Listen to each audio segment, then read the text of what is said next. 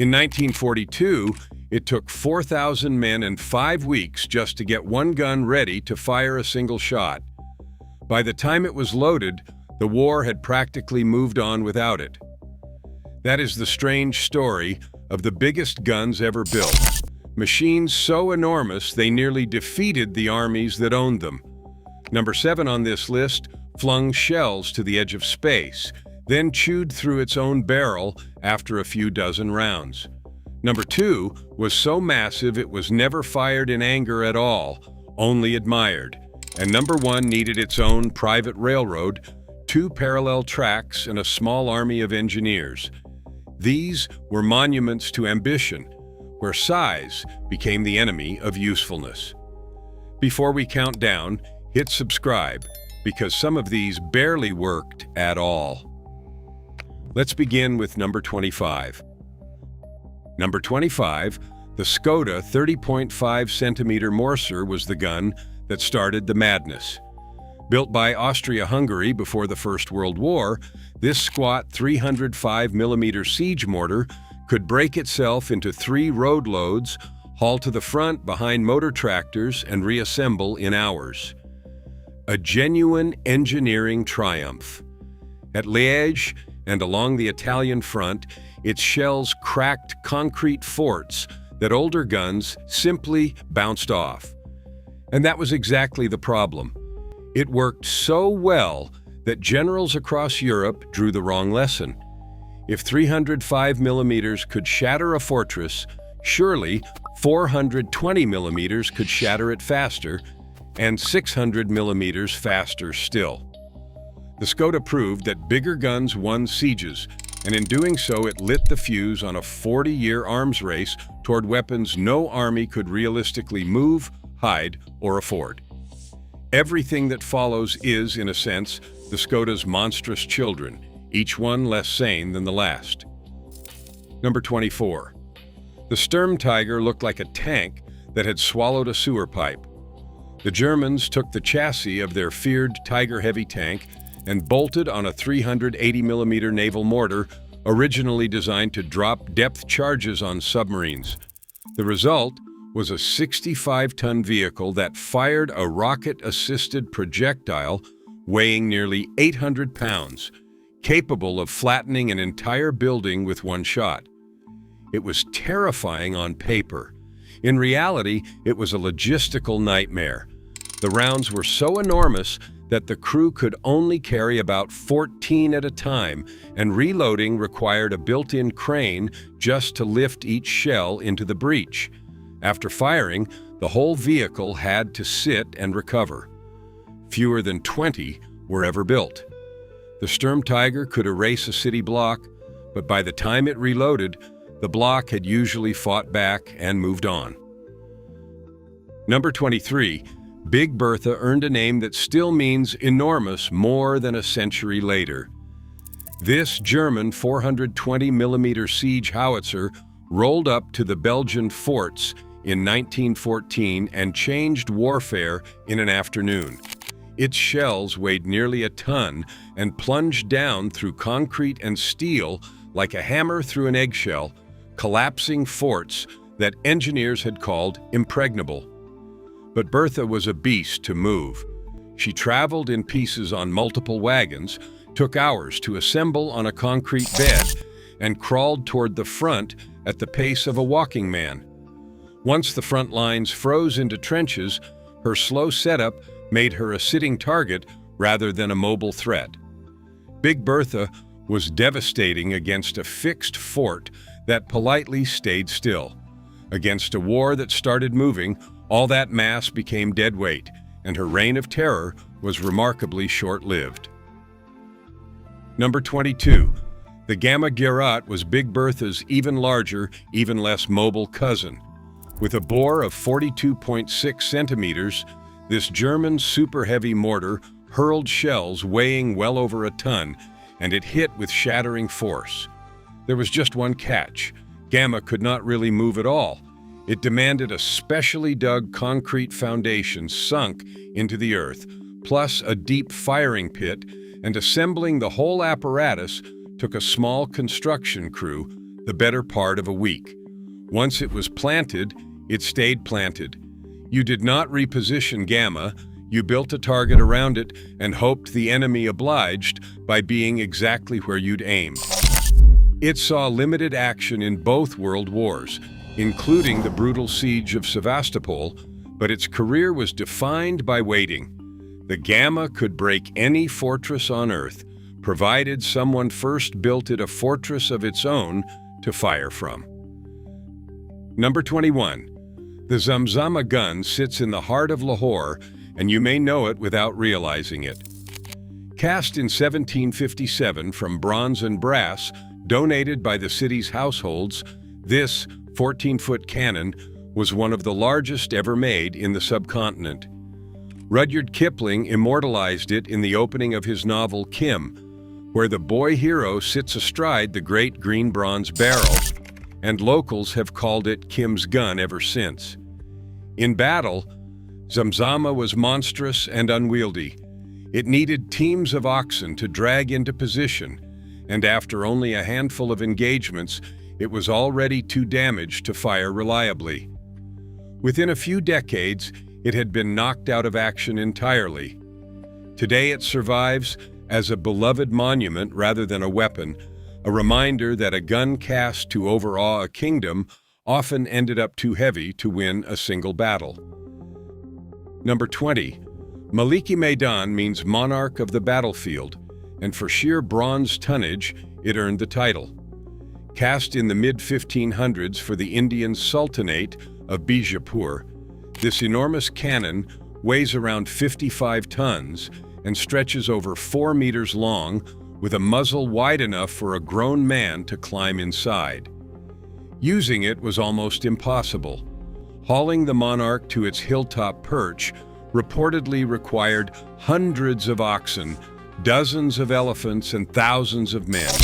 Once mounted, the gun could barely be aimed, and firing it was so violent that legend claims gunners had to plug their ears, dive into a tank of water, and brace for a blast that rattled windows for miles. A cannon that demanded an army just to point, it was never going to be practical, but as a throne for a kingdom's pride, it had no equal. Number 19. The Jaivana cannon holds a record that has never been broken, the largest cannon on wheels ever built. Cast in 1720 at Jaigarh Fort above Jaipur, this colossus has a barrel over 6 meters long and required its own purpose-built foundry, complete with mechanized gears to pour the molten bronze. It could theoretically launch a 100-pound ball many miles across the surrounding hills. And here is the punchline of the entire piece. By most accounts, it was fired exactly once as a test. That single shot reportedly traveled tens of kilometers, but the recoil and the sheer impracticality of the weapon meant it never saw combat. Jaipur's rulers had effectively built the world's most expensive ornament. The Jaivana is the perfect emblem of this whole list, an engineering marvel constructed at staggering cost to fire one shot and then stand still forever. Number 18. Fal Mete translates roughly to lazy Mete, and the nickname tells you everything. This giant bronze bombard was cast in the German city of Brunswick around 1411, with a bore of about 67 centimeters, making it one of the heaviest guns of the medieval world. The lazy part came from how rarely it actually worked. The monstrous barrel took so long to load, so much powder to charge, and so much labor to aim that records suggest it was fired only a handful of times across its entire existence, sometimes for ceremony rather than war. A weapon that fires once a decade is not defending much. For centuries, lazy Mete simply sat as a civic showpiece, a symbol of the city's wealth, until it was finally melted down in the late 1700s. Even its destruction was practical in a way the gun itself never managed to be. Number 17. Doule Griette, or Mad Meg, still guards a public square in Ghent, Belgium, and it is a genuinely intimidating sight. Forged in the 15th century from long iron bars, bound together with hoops like an enormous barrel, this wrought iron bombard has a bore of around 66 centimeters and weighs roughly 16 tons. It was built to smash city walls with stone balls heavier than a man. The trouble with these strapped-together iron monsters was that they were as dangerous to their crews as to the enemy. The forge welded construction could split apart under the pressure of firing, turning the gun into a bomb. Mad Meg's combat history is thin and uncertain, and she spent far more of her long life as a landmark than as a weapon. She is a striking relic of an age when gun founders dreamed bigger than their metallurgy could safely deliver. Number 16. The Pumhardt von Steyr is the largest known wrought iron bombard that still survives anywhere on Earth. Standing before it, in Vienna's Military Museum, you understand why these guns terrified medieval defenders. Built in the early 1400s in Austria, the Pumhardt had a colossal bore of around 80 centimeters and could fling a stone ball weighing nearly 1,500 pounds. The catch was distance and speed. For all that mass, it could only throw its giant projectile a few hundred meters, and loading it was an exhausting, hours-long ordeal involving cranes, bars, and a large gun crew. A weapon that flattens a wall but only reaches a distance of a few football fields, and that fires only a couple of times a day, is a weapon the enemy can plan around. The Pumhardt was awe-inspiring and nearly useless in the same breath. It was the medieval blueprint for everything wrong with going too big. Number 15. Mons Meg stands on the ramparts of Edinburgh Castle, and the Scots have treasured her for over 5 centuries. Forged in 1449 and gifted to King James II, this 6-ton bombard had a bore around 20 inches and could hurl a 330-pound stone ball nearly 2 miles. Extraordinary reach for her age. But Meg was painfully slow. She could only manage a handful of shots per day, and moving her was a crawl. Records suggest she traveled at barely 3 miles a day, so she missed plenty of the campaigns she was meant to fight in. Her career ended on a note that sums up the whole genre. In 1681, while firing a ceremonial salute to welcome a royal visitor, her ancient barrel burst. A gun built to break castles was finally undone, not by an enemy, but by a polite welcome. Number 14. The Dardanelles gun, also called the Great Turkish Bombard, was cast in bronze in 1464 by an Ottoman founder named Munir Ali, and it was built in 2 enormous screw-together halves so it could be transported at all. With a bore of around 25 inches, it could fire a stone ball the size of a small car. Remarkably, this gun had one of the longest service lives of any weapon in history. Centuries after it was cast, it still guarded the Straits of the Dardanelles, and in 1807 it actually fired on a British fleet. But its limitations were the same as every giant on this list: agonizingly slow to load, nearly impossible to aim, and capable of only a few shots before the crew was spent. It was eventually gifted to Queen Victoria, and today it rests peacefully in an English fort, a 535-year-old monument to the appeal and the futility of sheer size. Number 13. The Rodman 20-inch Columbiad was America's flirtation with the impossible. During the Civil War, Thomas Rodman cast smoothbore monsters with a bore of 20 inches, the largest guns made in the United States in that era. Each one weighed over 50 tons and could heave a solid shot of more than 1,000 pounds. They were meant for coastal forts, to sink any warship foolish enough to sail close. The problem was that almost nothing else could keep up with them. The shot was so heavy, it needed special handling gear. The powder charges were enormous, and only a couple were ever built. They were test-fired to prove the concept worked, then largely left to sit. No enemy fleet ever sailed into their sights.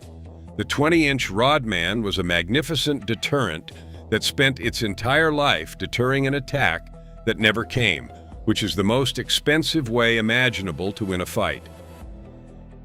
Number 12. Mallet's mortar shares the crown for the largest caliber gun ever built in Britain, with a staggering 36-inch bore, the same monstrous diameter as the American Giant we will meet near the top of this list. Designed by engineer Robert Mallet during the Crimean War in the 1850s, it was meant to lob a 2,400-pound shell over enemy fortifications and bring an entire siege to a swift end.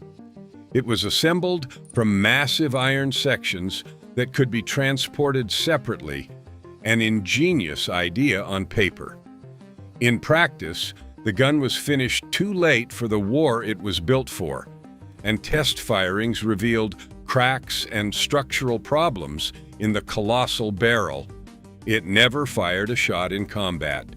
Two examples survive in England today: vast iron pots gazing at the sky, reminders that the Victorians dreamed of war-ending superweapons long before the world wars made the dream a deadly reality. Number 11. The British 18-inch railway howitzer carried the splendidly blunt nickname Boche Buster.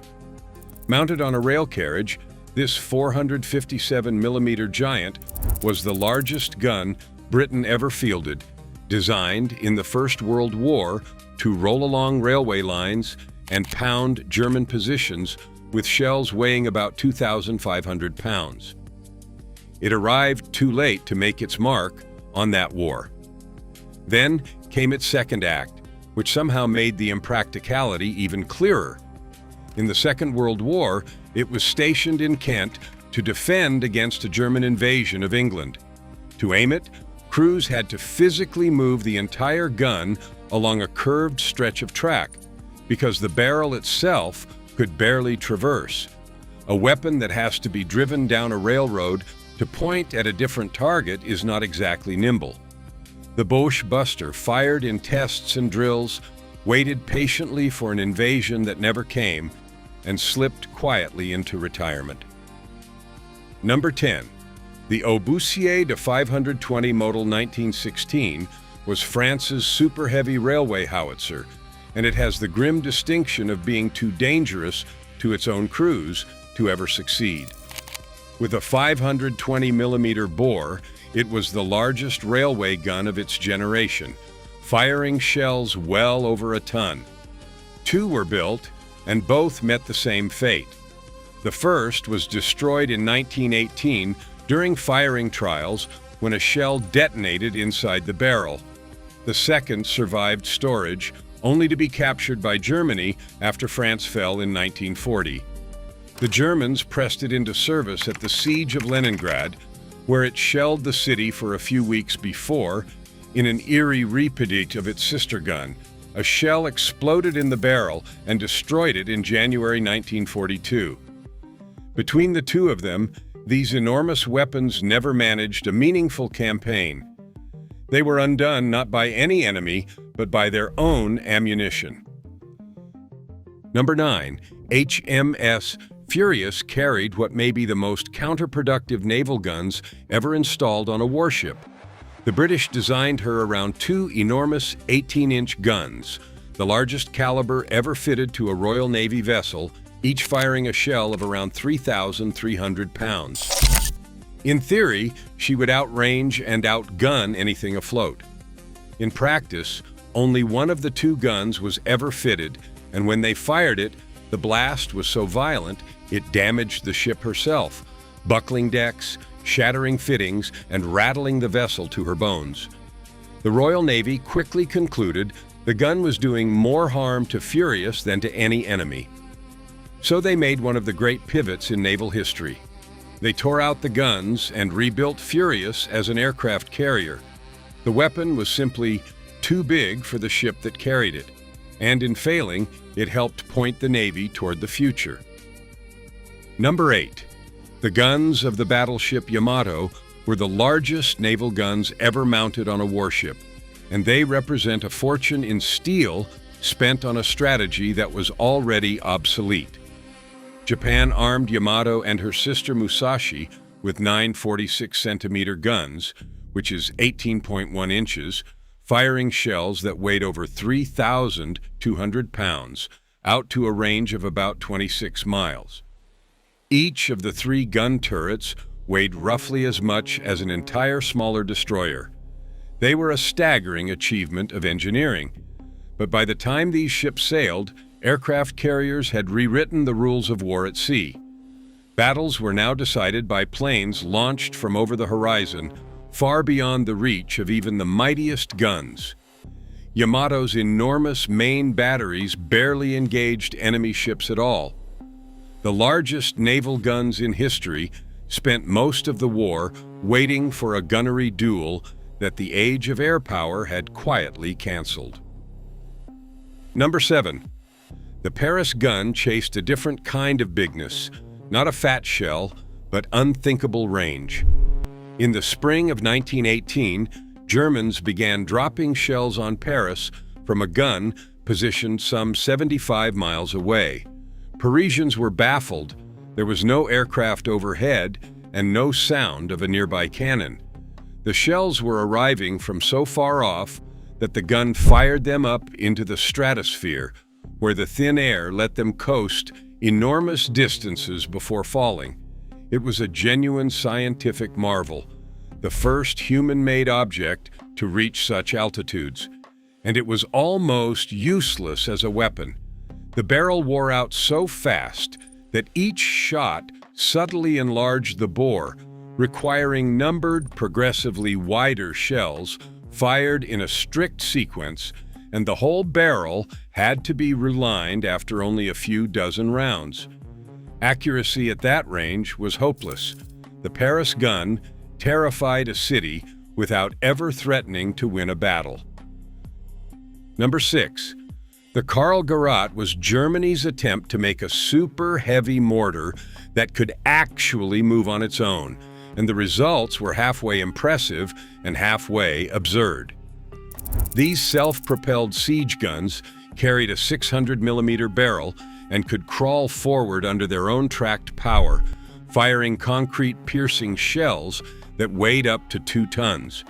The Germans gave them mythic names: Thor, Odin, Loki, Adam, Eve.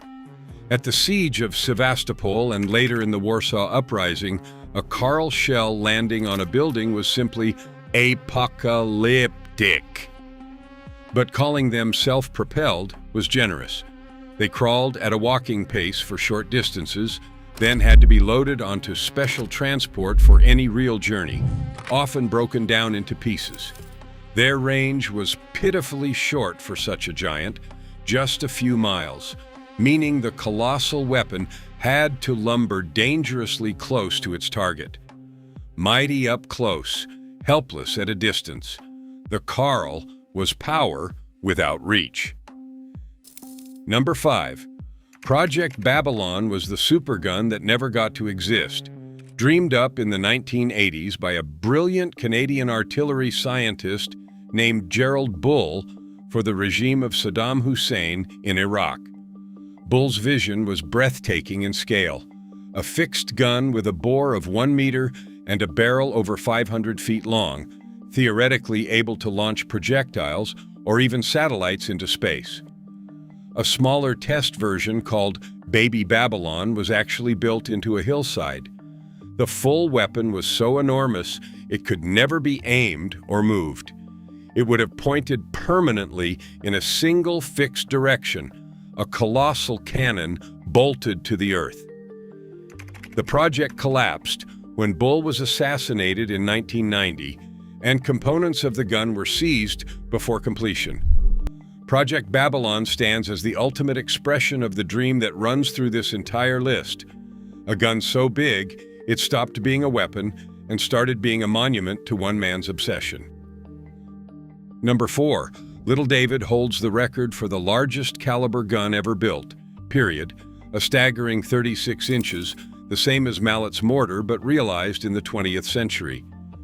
The Americans created this monster during the Second World War. Originally, it was a test rig for dropping enormous aerial bombs, but as the planned invasion of Japan loomed, the Army imagined it as a bunker buster to crack the heavy fortifications they expected to face. Its shell weighed about 3,650 pounds, a flying bomb in its own right. The catch was that Little David could only throw that giant shell about 6 miles, and emplacing it meant digging a deep pit and lowering the muzzle to the ground just to load it. It was monstrous, slow, and short-ranged. When Japan surrendered, the invasion was canceled, and the largest caliber gun ever made was retired without ever firing a shot in anger. Number 3. The Tsar cannon has guarded the Moscow Kremlin for over 400 years, and it is, by the official record books, the largest bombard by caliber in the world. An enormous bronze barrel with a bore of 890 millimeters, weighing about 40 tons. It was cast in 1586 by the master founder Andrei Chokhov, decorated with an image of the Tsar on horseback, and clearly built to overwhelm anyone who looked at it.